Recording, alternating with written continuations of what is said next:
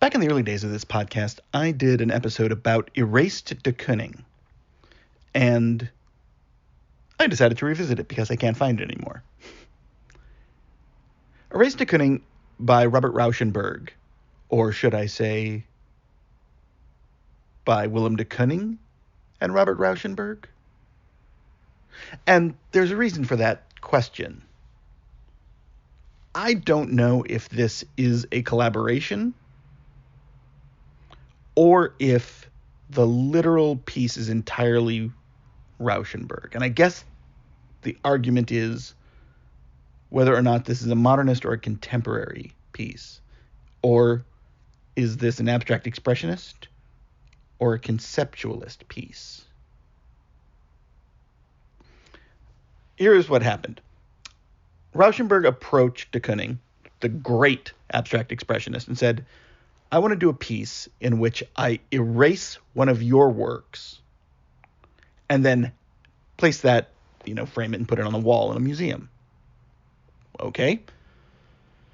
So he did all sorts of things. He made it difficult for him to actually do the piece. He used, I think, oil pastels and so forth to make it. And by gum, Rauschenberg, Bobby, managed to actually erase it. And he left the crumbs on there. You can still see some of the crumbs today. And put it in a museum. What's that piece saying?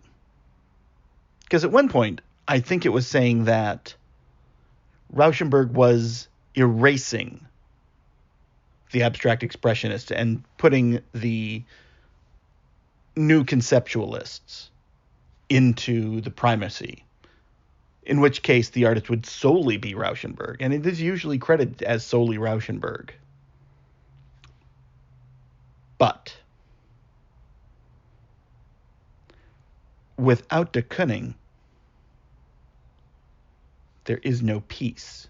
If he had he could have done the same thing theoretically, just drawing himself on the paper and erasing it. So deKooning is a key element in this. And in essence, abstract expressionism is a key element in this. And this back and forth argument that I have sort of with myself between, is this a collaboration or is this an entirely new work, falls apart when I look at it a third way. That this is a presentation in the abstract expressionist mode.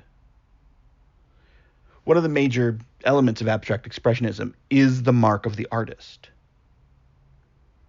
So if Rauschenberg had just erased everything, swept off the page, made it look nice and neat, and there would be some level of leftover marking, but he didn't. He left the mark of the artist himself. And to me, that makes this a collaboration more than anything. Leaving the eraser crumbs, that was his gross mistake.